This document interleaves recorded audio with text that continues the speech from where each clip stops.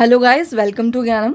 So, yesterday we have discussed the topic that is standard deviation and their what हमने की थी इसकी property standard deviation की, that is really very important.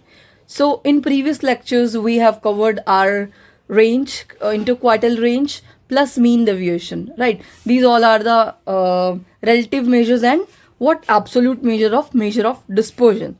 So, today we will discuss the topic of our measure of dispersion, that is coefficient of variation, that is next method of measure of dispersion. इसमें क्या करते हैं जी, coefficient of variation आप कब use करते हो? जब आपने क्या चेक करनी है, दो या दो से ज्यादा सीरीज की वेरिएबिलिटी, कंसिस्टेंसी, है ना. अगर ये चीजें चेक करनी है तो हम लोग क्या यूज करते हैं, कोफिशिएंट ऑफ वेरिएशन. हम क्या बोलते हैं, जितना ज़्यादा कोफिशिएंट ऑफ वेरिएशन होगा उतनी ज़्यादा मेजर ऑफ डिस्पर्जन क्या होगा, ज़्यादा, राइट. जितनी ज़्यादा कोफिशिएंट ऑफ वेरिएशन होगी उतना ज़्यादा मेजर ऑफ डिस्पैरिटी होगा, डिस्पर्जन होगा. But in case of consistency यहाँ पे क्या हो जाता है, उल्टा. जितनी ज़्यादा हमारे पास क्या है, कोफिशिएंट ऑफ वेरिएशन, है ना, higher the coefficient of variation, lower will be the consistency of these series. ठीक है, उतनी ज़्यादा उसकी कंसिस्टेंसी क्या हो जाएगी, रिड्यूस, या फिर एस्टिमेशन भी बोल सकते हो आप, क्या हो जाती है, रिड्यूस. तो कोफिशिएंट ऑफ सबसे पहले इंट्रोड्यूस किसने किया, Karl Pearson, and it is widely use in comparing the variability of two or more series. Coefficient of variation is denoted by CV, right. तो इसका शॉर्ट एब्रीवेशन क्या है हमारे पास, दैट इज CV. फॉर्मूला क्या है हमारे पास, that is sigma upon mean into 100, है ना, standard deviation upon mean into 100. So you have two series, right, x and y. What you can do कि आप लोगों क्या करेंगे, इसका स्टैंडर्ड डेविएशन निकालेंगे, standard deviation of x, standard deviation of y. Then you have to compare their coefficient of variations, right. आपने पहले standard deviation निकाला, फिर मीन निकाला, फिर फॉर्मूला में पुट किया. देन यू हैव टू क्या करना है, कंपेयर करना है दोनों के कोफिशिएंट ऑफ वेरिएशन को. अगर कोफिशिएंट ऑफ वेरिएशन ज़्यादा है तो उस केस में उसका डिस्पैरिटी ज़्यादा है. अगर कोफिशिएंट ऑफ वेरिएशन ज़्यादा है, कंसिस्टेंसी क्या हो जाती है, कम हो जाती है, in case of coefficient of variation between two or more series, right. इसके यूजेस कहाँ कहाँ है गाइस, मतलब कहाँ कहाँ पे आप लोग ये कोफिशिएंट ऑफ वेरिएशन को निकालते हो. एक चीज़ कि दो या दो सीरीज को कंपेयर करना है तो आप कोफिशिएंट ऑफ वेरिएशन अप्लाई करते हो, ठीक है. It is widely used to compare variability, homogeneity, stability, consistency and uniformity of two or more series. The series having less value of the coefficient of variation is consistent, more consistent in comparison to a series have a higher value. जितनी ज़्यादा higher value होगी उतनी ज़्यादा लो consistent होगी, जितनी लो variation होगी उतनी ज़्यादा वो क्या होगी, मोर कंसिस्टेंट होगी वो सीरीज, राइट. ये हमारे पास क्या होगा, coefficient of variation which is a relative measure of dispersion. याद रखना गाइस, पेपर में यहाँ से क्वेश्चन आ चुका है कि इस coefficient of variation is a absolute measure or relative measure. We had discussed earlier कि जो आपके एब्सोल्यूट मेजर है वो हमारे पास क्या है, हमारा स्टैंडर्ड डेविएशन, हमारा रेंज, हमारा इंटरक्वार्टाइल रेंज, मतलब ये हमारी एब्सोल्यूट पार्ट है, राइट. अगर हम इन चीज़ों के कोफिशिएंट निकालें, either coefficient of range, either coefficient of standard deviation, coefficient of mean deviation, coefficient of variation, we call it as relative measure of dispersion, right. So we have completed our coefficient of variation. So next method through which we can calculate our measure of dispersion, that is Lorentz curve, right. Lorentz curve किसने दिया यार, max O Lawrence ने, ठीक है. किसने दिया, max O Lawrence ने. यहाँ पे आप लोग क्या करते हो कि यहाँ पे हम लोग किसके बीच में कंपेयर करते हैं, परसेंटेज ऑफ पर्सन और परसेंटेज ऑफ इनकम, ठीक है ना. यहाँ पे ये जो कर्व है is used by him to measure the inequality of income और wealth of a group of people, कि एक बंदे की इनकम कितनी है ना, और उसका जो उसको यूटिलाइजेशन है वो कैसे कैसे करता है. हमारे पास दो सीरीज हैं, है ना, 0 यहाँ डिनोट करते हो, यहाँ पे x एक्सेस लिखते हो, यहाँ y एक्सेस लिखते हो, है ना. चलो, मेरे पास नीचे स्पेस नहीं है, यहाँ पे क्या है, एक्स एक्सिस पे क्या आएगा guys, percentage of what, persons, है ना। एक्स एक्सिस पे आप डिनोट करते हो always frequency, either it is given in individual series, either it is given in 2 or more series, we are always plotted on x axis। और जो हमारे पास percentage of income है, परसेंटेज ऑफ इनकम, और income is also denoted by y, that is capital Y। All right, तो ये हम लोग note करते हैं y एक्सिस पे। चलिए, यहाँ पे हम लोग क्या करते हैं, 45 डिग्रीज का एक स्ट्रेट लाइन को क्या करते हैं, जो है प्लॉट करते हैं ग्राफ के ऊपर, है ना। ये कितने डिग्री पे होती है, 45 डिग्रीज पे ऑलवेज, क्योंकि पूरा एंगल 90 डिग्री का है। अगर इसको इसके मिड में हम लोग जो है प्लॉट करते हैं, तो ये क्या हो गया, 45 डिग्री की जो है हमारे पास क्या होगी, एक कर्व होगी। तो ये जो लाइन है, ये क्या शो करती है हमें, लाइन ऑफ इक्वलिटी, है ना। ये क्या शो करेगी, लाइन ऑफ इक्वलिटी, क्योंकि आपने 45 डिग्री पे किया है, आधा पोर्शन इधर और आधा पोर्शन इधर। इसका मतलब क्या है, अगर कोई भी पॉइंट इस लाइन के ऊपर आता है ना, अगर कोई भी पॉइंट इस लाइन पे आता है, what does it mean, it mean that कि जितनी परसेंटेज ऑफ इनकम है ना, जितने परसेंटेज ऑफ इनकम है उतने ही परसेंटेज ऑफ पर्सन या उतनी ही इनकम पे वो क्या कर देते हैं, स्पेंड कर देते हैं। मतलब इक्वल डिस्ट्रीब्यूशन है दोनों चीज़ों का, ठीक है। मतलब सेविंग नहीं है कोई भी, उतना ही वो है इक्वल डिस्ट्रीब्यूट कर रहे हैं। बट इन केस ये लाइन ऑफ इक्वालिटी से हट के अगर मेरी लाइन आए, से लेट्स सी, ये मेरे पास होगी ए सीरीज़ की लाइन, ठीक है ना, ये मेरे पास होगी, अभी डिस्कस किया ना कि 2 सीरीज़ गिवन होती हैं, तो मान लेते हैं ए सीरीज़। अब जितनी दूर इससे लाइन ऑफ इक्वालिटी होगी, उसका इक्वल डिस्ट्रीब्यूशन उससे उतना ही ज़्यादा क्या होता जाएगा, कम। तो ये ए जो है यहाँ पे है, एक और लाइन करते हैं, ये यहाँ से आई मेरे पास बी, ठीक है। सो हम यहाँ पे क्या बोलेंगे, एज कंपेयर टू ए, जो बी है वो क्या है, अनइक्वल है, किसके, लाइन ऑफ इक्वलिटी के, that is line of equity के, है ना। लाइन ऑफ इक्वल डिस्ट्रीब्यूशन से उतना ही ज़्यादा अनइक्वल डिस्ट्रीब्यूशन पे है। तो लॉरेंस कर्व आपको यही बताती है कि हम लोग इसके थ्रू क्या मेजर करते हैं, that is inequalities of income और wealth of a group of people, ठीक है, चाहे उसकी सोसाइटी का हो चाहे कंट्री का हो, हम लोग कहाँ से शो करते हैं, दैट इज लॉरेंस कर्व के थ्रू। तो यहाँ पे भी मेजर ऑफ डिस्पर्जन हम लोग शो करते हैं इक्वालिटी के थ्रू। चलें, नेक्स्ट टॉपिक वी हैव, ये हमारे पास गाइस क्या कंप्लीट हो गया, हमारा मेजर ऑफ डिस्पर्जन। हमने इसके रिलेटिव मेजर और एब्सोल्यूट मेजर्स कर लिए, हमने इसका और क्या कर लिया, प्रॉपर्टीज भी कर ली, ठीक है। तो जितना मेजर ऑफ डिस्पर्जन था हमारा सेंट्रल डेंसिटी, वो क्या हो गया आज, complete. So next we have हमारा सैम्पलिंग और सैम्पलिंग के मेथड्स। चलिए जी, सो नेक्स्ट टॉपिक हमारे पास क्या है गाइस, नेक्स्ट टॉपिक है हमारे पास सैम्पलिंग एंड सैम्पलिंग डिस्ट्रीब्यूशन। अब ये क्या होता है सैम्पलिंग एंड सैम्पलिंग डिस्ट्रीब्यूशन, हमारे पास ये किसमें था, एमकॉम का पार्ट है, राइट। चलिए, सेंसस मेथड और सैम्पलिंग मेथड 2 वेज है जहाँ से आप लोग क्या करते हो, कोई भी डाटा कलेक्ट करते हो। अच्छा, सबसे पहले ये सैम्पलिंग और सैम्पलिंग डिस्ट्रीब्यूशन क्या होता है, पहले ये बताओ। सेंसस मेथड हम सब ने देखा है, सैम्पलिंग मेथड भी आप लोगों ने देखा है। कैसे, देखो आपके घर पे आते हैं ना वो पूछने कितने फैमिली मेम्बर्स हैं एंड ऑल दैट, है ना।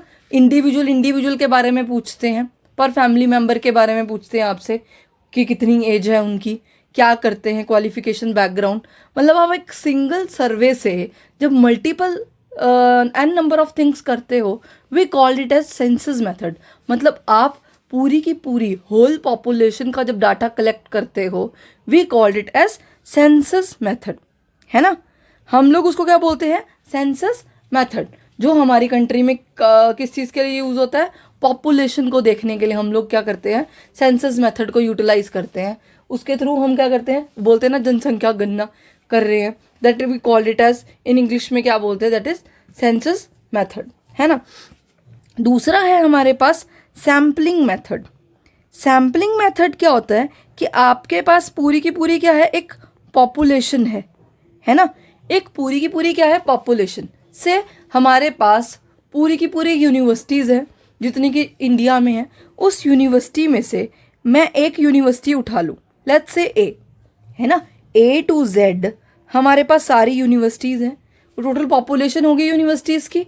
अगर मैं उसमें से एक यूनिवर्सिटी निकाल लूँ, से चंडीगढ़ की ले लेते हैं कि पंजाब यूनिवर्सिटी चंडीगढ़ का हम सर्वे करने लगे हैं, है ना, तो हम लोग क्या कर लिया, हमने पूरी की पूरी पॉपुलेशन में से एक सैंपल को बाहर निकाल लिया।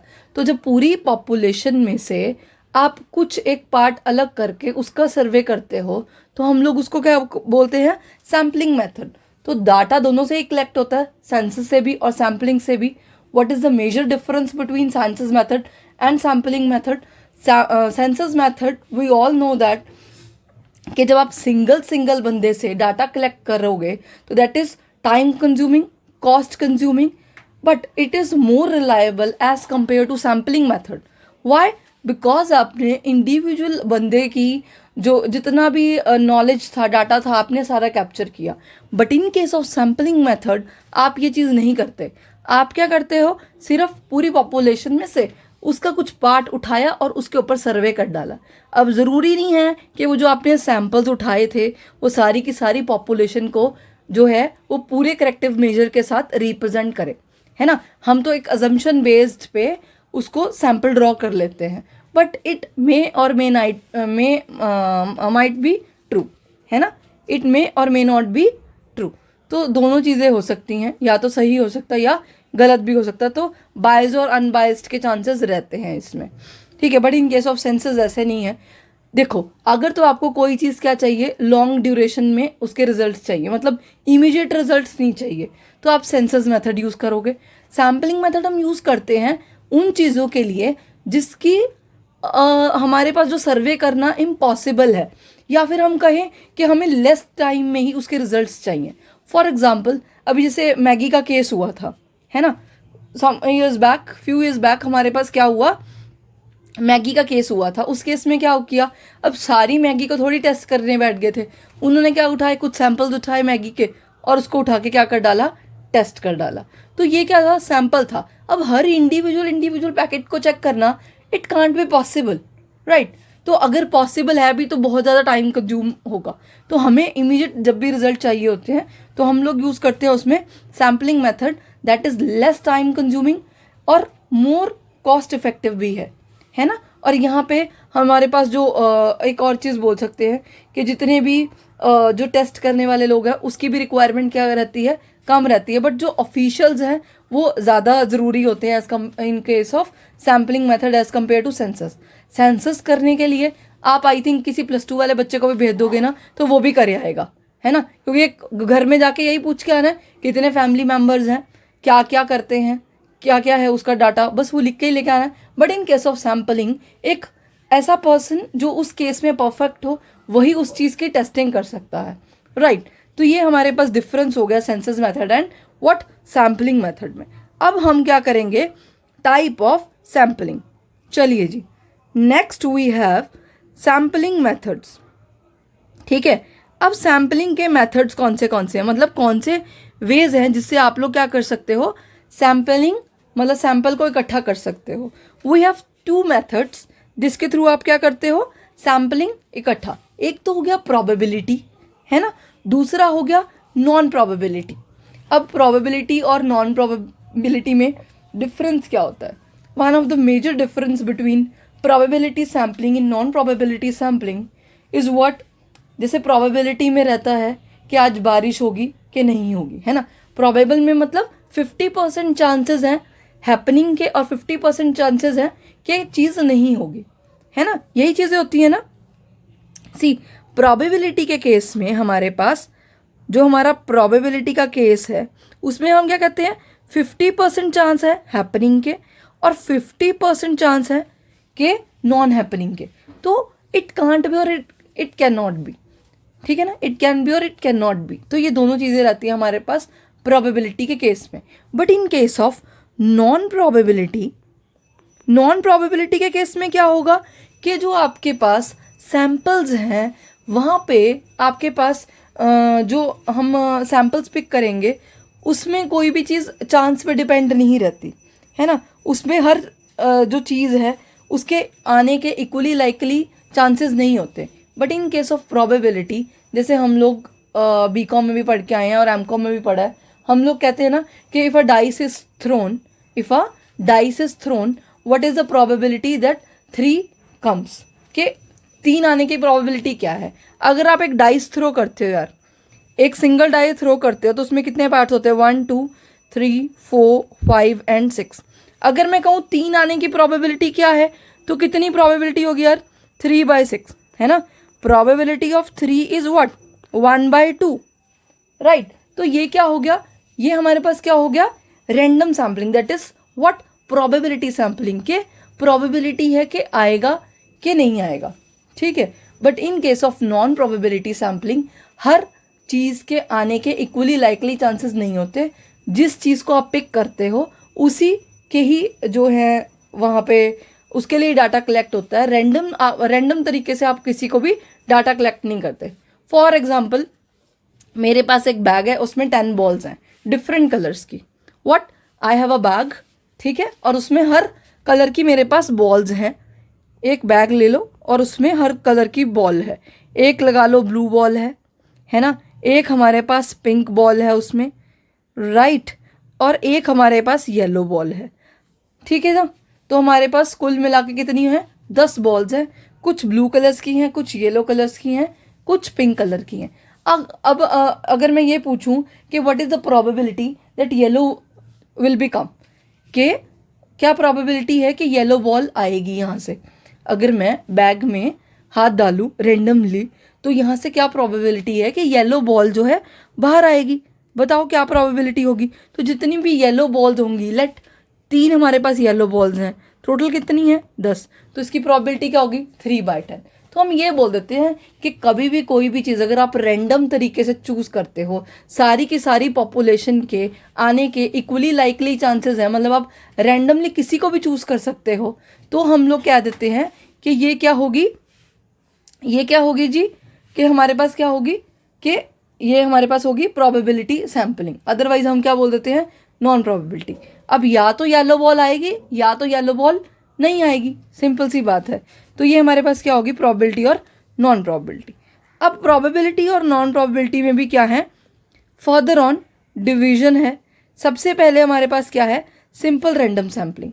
अब सिंपल रैंडम सैम्पलिंग जैसे अभी हमने एग्जांपल दिया कि एक बैग है, उसमें से आप रैंडमली किसी को भी चूज़ करते हो। फॉर एग्जांपल आपकी क्लास है, राइट।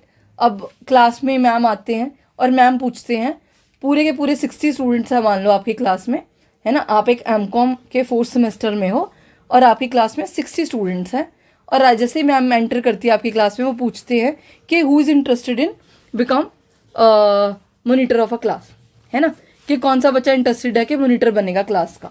तो कोई भी रेंडम, अब देखो यहाँ पे 60 के 60 स्टूडेंट्स का सिलेक्शन का जो चांस है वो इक्वली लाइकली है, हर बच्चे के पास चांस है। अब टीचर चाहे किसी को भी पिक कर ले, है ना, तो उन्होंने आपसे पूछा, अब जो भी बच्चा खड़ा होएगा तो वो क्लास का क्या बन जाएगा, मॉनिटर बन जाएगा। तो that is simple example of, that is simple random sampling.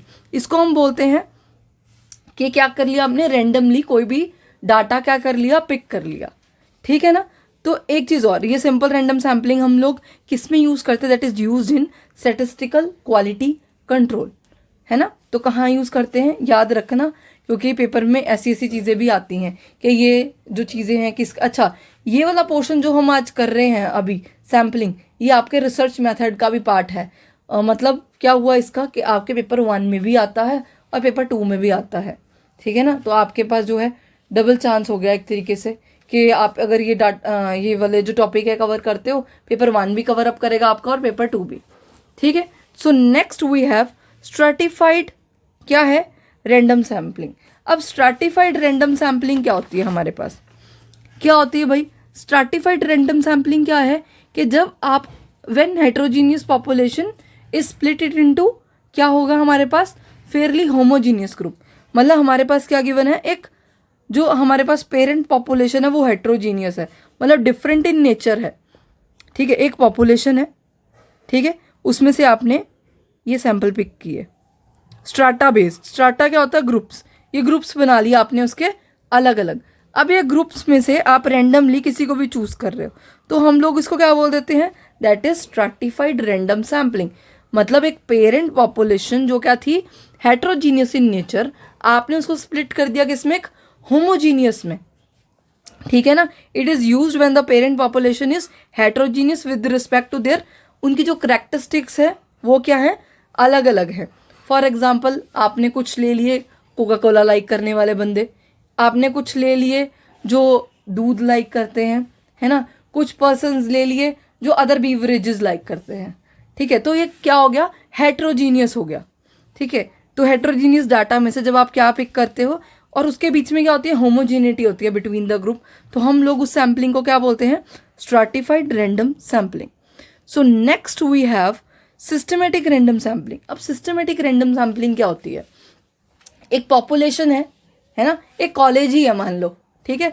अब उस कॉलेज में बच्चों की लाइंस लगी हुई हैं, ठीक है, उस कॉलेज में बच्चों की क्या लगी हुई है, लाइन।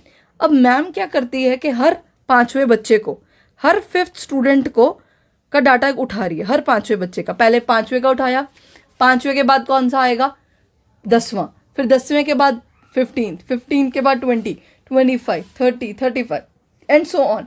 मतलब हर 5th बच्चे के आने के, मतलब डाटा आप रेंडमली पिक कर रहे हो, बट आपने क्या कर लिया, एक फिक्स कर लिया क्राइटेरिया कि मुझे हर 5वां बच्चा जो है अपने सैंपल का पार्ट बनाना है। तो हम लोग उसको क्या बोल देते हैं, सिस्टमाइज रैंडम सैम्पलिंग। आपने देखो डाटा रैंडम ही चूज कर रहे हो, ये जो मेथड है ये प्रोबेबिलिटी का ही है। अब देखो आपको नहीं ना पता, कोई भी बच्चा 5वां हो सकता है ना। अब मैंने कोई सीरियल ऑर्डर वाइज खड़े किए थे बच्चे, तो कोई भी 5th बंदा जो है आप लोग उसका डाटा जो है कलेक्ट करोगे, तो ये किस में कवर अप होता है, सिस्टमेटिक रैंडम सैम्पलिंग में। Picking a one element after a fixed interval, मतलब आप हर 5वें बच्चे को क्या कर रहे हो, सैंपल पिक कर रहे हो, राइट। तो ये हमारे पास 3 मेथड हो गए प्रोबेबिलिटी के, दैट इज सिंपल, स्ट्रैटिफाइड और systematic. Next we have multi stage random sampling. Multi stage random sampling क्या होती है हमारे पास, जब आप डाटा किस में कलेक्ट करते हो, स्टेजेस के अंदर, है ना। स्टेजेस के अंदर मान लो कॉलेज था, कॉलेज के यूनिवर्सिटी है पहले, है ना, एक यूनिवर्सिटी है, यूनिवर्सिटी में से आपने क्या निकाले, कॉलेजेस निकाले, ठीक है। उस कॉलेजेस में से फिर फर्दर ऑन स्टूडेंट्स का डाटा कलेक्ट किया, तो उसको क्या बोल दिया, स्टेज। मतलब एक स्टेज, पहले देखो n नंबर ऑफ यूनिवर्सिटीज़ हैं हमारे पास, n नंबर ऑफ यूनिवर्सिटीज़ हैं। मान लो यहाँ से मैंने चंडीगढ़ यूनिवर्सिटी उठा ली, ठीक है। अब ये जो हमारे पास पंजाब यूनिवर्सिटी उठा लेते हैं, चलो, तो हमारे पास जो पंजाब यूनिवर्सिटी है PU, ठीक है। अब PU के अंदर भी n नंबर ऑफ कॉलेजेस आते हैं, राइट। तो इन कॉलेजेस में से मैंने कोई 2 कॉलेजेस उठा लिए, से A और B। अब इन A और B में से मैंने क्या किए, फर्दर ऑन बच्चे कलेक्ट करने स्टार्ट किए, मतलब अपना सैंपल निकालना, ड्रॉ करना स्टार्ट किया, राइट। अब देखो यूनिवर्सिटी कितनी सारी थी, n। अब उन n यूनिवर्सिटी में से पहली स्टेज क्या करी मैंने, कॉलेज यूनिवर्सिटी सेलेक्ट करी। उन यूनिवर्सिटी में से मैंने फर्दर ऑन जो उस यूनिवर्सिटी के अंदर कॉलेजेस आते हैं, उस यूनिवर्सिटी का डाटा, कॉलेजेस का डाटा कलेक्ट किया। कॉलेजेस का डाटा कलेक्ट करने के बाद किसका, बच्चों का। आ रही है मेरी बात समझ में, मतलब आप डाटा जो है कलेक्ट कर रहे हो इन स्टेजेस में, एक स्टेज, दूसरी स्टेज, तीसरी स्टेज। तो हम लोग इसको बोल देते हैं multi stage random sampling when population is too large and scattered. तो अगर आपकी पॉपुलेशन ज़्यादा बड़ी है तो हम लोग क्या चीज़ यूज़ करते हैं, that is multi stage random sampling, ठीक है जी। Next we have are cluster sampling. Cluster क्या होते हैं, सी हमारे पास कुछ ग्रुप है, मान लेते हैं 1, यहाँ पे भी है, इधर भी है, इधर भी है और इधर भी है। फिर सेकंड ग्रुप है ना, इधर भी स्टूडेंट्स हैं, इधर भी हैं। थर्ड ग्रुप में भी बच्चे हैं हमारे पास, राइट। ये तीनों ग्रुप में जो है हमारे पास क्लस्टर है, मतलब क्लस्टर मतलब ग्रुप्स हो गए। तो इन ग्रुप्स में से अब मैं किसी को भी रेंडमली क्या कर रही हूँ, पिक कर रही हूँ। इसमें से भी रेंडमली किसी को क्या कर रही हूँ, पिक। इसमें से भी रेंडमली क्या कर रही हूँ, पिक। तो research based on natural data available. देखो यहाँ पे डिफरेंस क्या है, जो स्ट्रैटिफाइड रैंडम सैम्पलिंग थी वहाँ आपके पास पॉपुलेशन गिवन थी, है ना। उस पॉपुलेशन में से आपने खुद स्ट्राटा मतलब ग्रुप्स डिवाइड किए थे। बट यहाँ पे फॉर एग्जांपल एक मेरे पास वैल्यू गिवन है और उसमें हमारे पास क्या है, मान लो कुछ परसेंटेज किसी चीज़ की गिवन है ना, कुछ क्लस्टर्स पहले से ही बने हुए हैं। फॉर एग्जाम्पल आर्ट्स के बच्चों का ग्रुप है ना, फिर बीकॉम के बच्चों का ग्रुप है, फिर बीबीए का बच्चों का ग्रुप है। तो ये 3 ग्रुप्स पहले ही डिवाइडेड है क्लासेस में से। तो मुझे खुद, मैंने अपने आप तो नहीं कुछ भी किया ना, तो ये नेचुरली जो थे डिवाइडेड थे। बस मैंने क्या किया कि इन डिफरेंट डिफरेंट क्लस्टर्स में से मैंने कुछ रैंडमली डाटा क्या कर लिया, पिकअप कर लिया। तो that we call it as what, probability sampling. और ये क्लस्टर मेथड किसका पार्ट है, हमारा प्रोबेबिलिटी सैम्पलिंग का। तो ये 5 हमारे पास हो गए, हमारे क्या हो गए जी, प्रोबेबिलिटी सैम्पलिंग मेथड के part. So next we have our non probability sampling method. अब देखो, जो नॉन प्रोबेबिलिटी सैम्पलिंग मेथड है उसमें सबसे पहले हमारे पास क्या आता है, जजमेंट सैम्पलिंग। अच्छा, प्रोबेबिलिटी सैम्पलिंग में तो हर पॉपुलेशन के और हर यूनिवर्स में जितनी भी मतलब चीज़ें हैं उसके आने के इक्वली लाइकली चांसेस होते हैं। मतलब रैंडमली किसी भी चीज़ को क्या कर लेते हो, पिकअप कर लेते हो, ठीक। But in case of non probability sampling हमें जो ऑफिशियल्स की क्या पड़ती है, ज़रूरत, क्योंकि यहाँ पे आप रैंडमली डाटा नहीं पिक करते, यहाँ पे आप एक्सपीरियंस लोगों के थ्रू क्या करते हो, सर्वे करवाते हो। तो हम लोग इसको क्या बोल देते हैं, नॉन रैंडम सैम्पलिंग। मतलब किसी भी चीज़ के सिलेक्ट होने के चांसेस जब इक्वली लाइकली ना हो, रैंडमली हम डाटा को पिक ना करें, तो हम लोग उसको क्या बोलते हैं, non probability sampling method. So number 1 we have judgement sampling. अब सी, जजमेंट सैम्पलिंग क्या होता है, इसके नाम से ही डिफाइन होता है। जजमेंट का मतलब है कि उसके खुद की जो पहले से ही बोलते हैं हम लोग कि जो एक्सपीरियंस्ड डाटा है उसके पास, मतलब जो एक्सपीरियंस है उसके बिहाफ पे जो वो डाटा कलेक्ट करेगा, है ना। एक इंसान होता है कि मान लो कोई 50 ईयर्स का पर्सन है, लाइक बैंकर ही है, तो अगर वो अपने हिसाब से कोई चीज़ सर्वे करे तो ऑब्वियसली बात है उसके पास खुद का पास्ट एक्सपीरियंस है। या कोई भी टीचर है, अगर वो अपने बिहाफ पे कुछ ना कुछ सर्वे कर रहा है, क्वेश्चनर बना रहा है, तो उसका खुद का कुछ प्रीवियस डाटा होगा, खुद का कुछ एनालिसिस होगा कि कौन से क्वेश्चन है बच्चे को डालने चाहिए एंड ऑल दैट। तो ये क्या होता है, जजमेंट बेस्ड। मतलब एक इंडिविजुअल, एक हम बोल देते हैं इन्विजिलेटर का जो पोर्शन है वो किस में कवर अप होता है, हमारे जजमेंट में। मतलब एक पर्सन, एक इन्विजिलेटर जब क्या करता है, नोइंगली कोई भी डाटा को क्या करता है, पिक करता है अपनी खुद की जजमेंट के अकॉर्डिंग, तो हम लोग उसको क्या बोल देते हैं, judgement sampling. The purpose and deliberate sampling, ठीक है। डेलिब्रेट का मतलब है नोइंगली हम कोई भी क्या कर रहे हैं, सैंपल को क्या कर रहे हो, पिक। अच्छा, नॉन प्रोबेबिलिटी के केस में जो हमारे पास बायसनेस है वो नहीं है ना, वहाँ पे डाटा टोटली क्या होता है, अनबायस्ड होता है।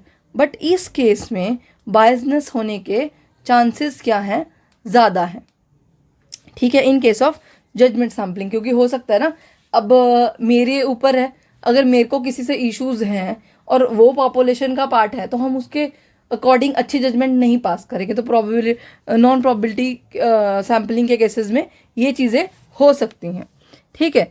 तो जजमेंट सैम्पलिंग क्या होगी हमारे पास, कि selection of sample is based on the judgement of anybody who is taking the judgement और who is studying the situation. It is also known as purpose sampling, और हम लोग इसको क्या बोल देते हैं, डेलिब्रेट सैम्पलिंग भी बोल देते हैं।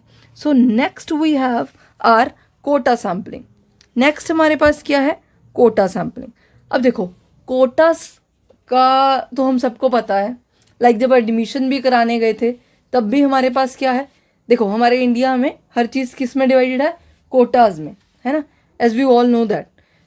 सो ऐसे एग्जाम्पल लेते हैं कि हमारे पास एक लार्ज नंबर ऑफ क्या है, पॉपुलेशन है, we have large number of population, right.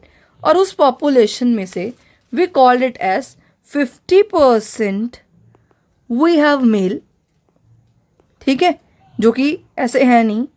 50% हम एज्यूम कर रहे हैं गाइस, 50% क्या कर रहे हैं, फीमेल सेलेक्ट कर लिया। 100% होती है ना कोई भी चीज़ अपने आप में, उस 100% में से 50% मेल सेलेक्ट हो गए और 50% क्या है, फीमेल।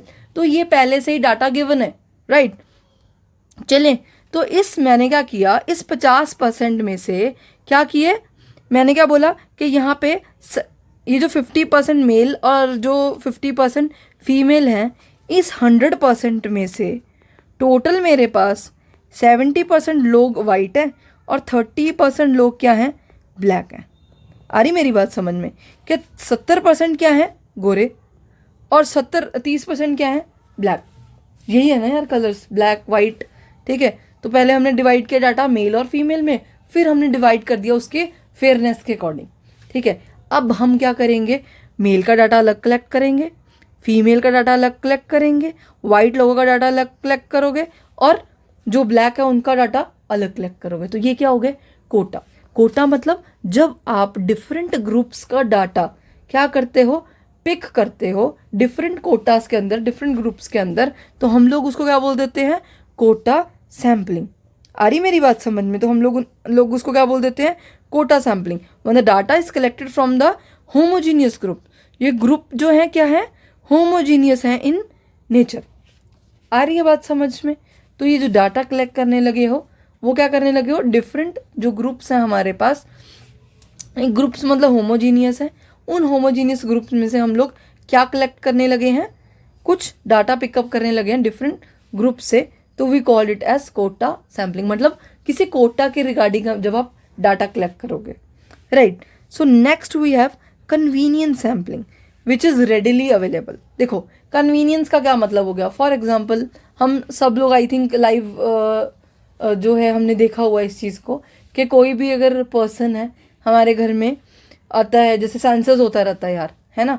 तो अब आप लोग क्या करते हो कि मान लो आपको सेंसस के लिए बोल दिया जाए कि आप लोग क्या करो, सेंसस करो, है ना। तो वहाँ पे क्या करना होता है कि इंडिविजुअल घर के में जाना है और उसका डाटा पिक करके लेके आना है कि घर में कितने मेंबर्स हैं, क्या क्या करते हैं, एज वगैरह, ये वो सब। आप लोगों ने भी किया होगा ना ये सब कुछ, मतलब दिया होगा डाटा जब कोई आता होगा। ठीक है, तो हम लोग इसको क्या बोल देते हैं कि लोग क्या करते हैं कि कन्वीनियंट बेसिस पे जब डाटा कलेक्ट करते हैं। फॉर एग्जांपल अगर मैं आपके घर पे आई हूँ और मुझे आप पे ट्रस्ट है कि आप जो भी इंफॉर्मेशन दोगे सही दोगे। ऑब्वियसली बात है, अगर कोई बंदा अपने घर में रहता है तो उसको आजू बाजू के लोगों का पता होता है। तो अगर मेरे को आप ट्रस्ट वर्दी रखते हो तो मैं आपसे आजू बाजू के लोगों का पूछ लेती हूँ कि यार ऊपर कितने हैं, राइट में कितने हैं, लेफ्ट में कितने हैं, है ना। तो ये ट्रस्ट पे बेस पे चीज़ें होती हैं। अब इट मे बी जो है बायस और अनबायस डिपेंड करता है किसके ऊपर, जिस बंदे से मैं इंफॉर्मेशन ले रही हूँ, है ना। तो कन्वीनियंस सैम्पलिंग में एज एन इन्विजिलेटर, तो मैंने आपसे, इन्वेस्टिगेटर, मैंने आपसे इंफॉर्मेशन ले ली। अब देखो जो बंदा डिलीवर कर रहा है information, it may be true और it may not be true. तो ये कन्वीनियंस और हमारी जो नॉन प्रोबेबिलिटी सैम्पलिंग है इसमें ये इशू रहता है। फॉर एग्जाम्पल अब एक ऑथर है, उसको बोला जाए कि अपने जो आप राइटिंग करते हो, है ना, जो बुक्स लिखी हैं उसके व्यू पॉइंट्स लेने हैं मुझे, तो अब वो क्या करेगा, yes, in case of convenience sampling वो क्या करेगा, जिस भी टीचर्स के या जो लोग उसको रिकमेंड करते हैं उसके पास डाटा अवेलेबल होगा, उस जो डाटा अवेलेबल है उसी में से वो क्या करता है, इन्फॉर्मेशन निकाल लेता है, सैम्पल पिक कर लेता है। तो हम लोग उसको क्या बोल देते हैं, कन्वीनियंस सैम्पलिंग। तो ये डिपेंड करता है हमारे इन्वेस्टिगेटर के ऊपर कि वो क्या कर रहा है, डाटा कलेक्ट कर रहा है conveniently, right. So next we have extensive sampling. Extensive sampling क्या होती है हमारे पास, आई होप इतना क्लियर हो गया होगा यार। ठीक है, हमारे पास एक्सटेंसिव सैम्पलिंग क्या होती है कि जब हम अपना डाटा कलेक्ट करते हैं from the entire universe and no unit is left out. कैसे, अब देखो, अब आप कहोगे इसके लिए सेंसस मेथड क्यों नहीं यूज़ कर रहे, एक्सटेंसिव सैम्पलिंग क्यों यूज़ कर रहे हो। सी, सैम्पलिंग क्यों यूज़ करते हैं, अब देखो, अगर तो मुझे पॉपुलेशन के बारे में पूछना है तो हमारे यहाँ एक ही मेथड यूज़ होता है, हम लोग उसको बोलते हैं सेंसस मेथड। बट अगर मैं कहूँ यार कि मुझे ये बताओ कि तुम्हारे सर पे बाल कितने हैं, गिन सकते हैं, नहीं गिन सकते। अब मैं ये बोलूँ कि आसमान में देख के बताओ तारे कितने हैं, तो ऐसी अगर चीज़ों का मुझे सैंपल इकट्ठा करना हो जहाँ का डाटा कलेक्ट करना इज़ टोटली इम्पॉसिबल, है ना, या फिर मैं कहूँ बहुत ही ज़्यादा टाइम कंज्यूमिंग है, उस केस में हम यूज़ करते हैं एक्सटेंसिव सैम्पलिंग, कि वहाँ पे हम नहीं चाहते कि कोई भी यूनिट क्या रहे लेफ्ट आउट। देखो अगर अदरवाइज अपने बाल गिनने बैठो तो शायद गिन तो लोगे, बट फिर भी कहीं ना कहीं कुछ ना कुछ छूट जाएगा, तो हम लोग अपने stand of fair we can't calculate, right. So हम लोग वहाँ पे क्या यूज़ करते हैं, एक्सटेंसिव सैम्पलिंग। हम लोग बोलते हैं कि यहाँ पे अगर मान लो हमारे पास 100% पॉपुलेशन है ना, 100% पॉपुलेशन, तो ऑन एंड अराउंड हम लोग यहाँ पे 90% पॉपुलेशन का डाटा एक्यूरेट कैलकुलेट कर सकते हैं through extensive sampling, which is a part of what are non probability sampling. तो डाटा कलेक्ट कर रहे हो आप इंटायर पॉपुलेशन का, but something is still left out, right, क्योंकि उस चीज़ का डाटा कलेक्ट करना दैट इज टोटली जो है इम्पॉसिबल। तो ये हमारे कुछ मेथड्स हो गए। So today we have discussed our sampling methods, और हमने क्या किया, हमारे प्रोबेबिलिटी और नॉन प्रोबेबिलिटी सैम्पलिंग, और उसमें हमने उसके बाइफिकेशन देखी कि कौन से मेथड्स हैं जो हमारे प्रोबेबिलिटी और नॉन प्रोबेबिलिटी में आते हैं, और हमने अपना मेजर ऑफ डिस्पोजिशन का कर लिया कंप्लीट। अब इस टॉपिक को गाइस कल कंप्लीट जो है हम परस्यू करेंगे। आई होप इतना जो है हमें कवर अप हो गया होगा, right. Thank you so much guys.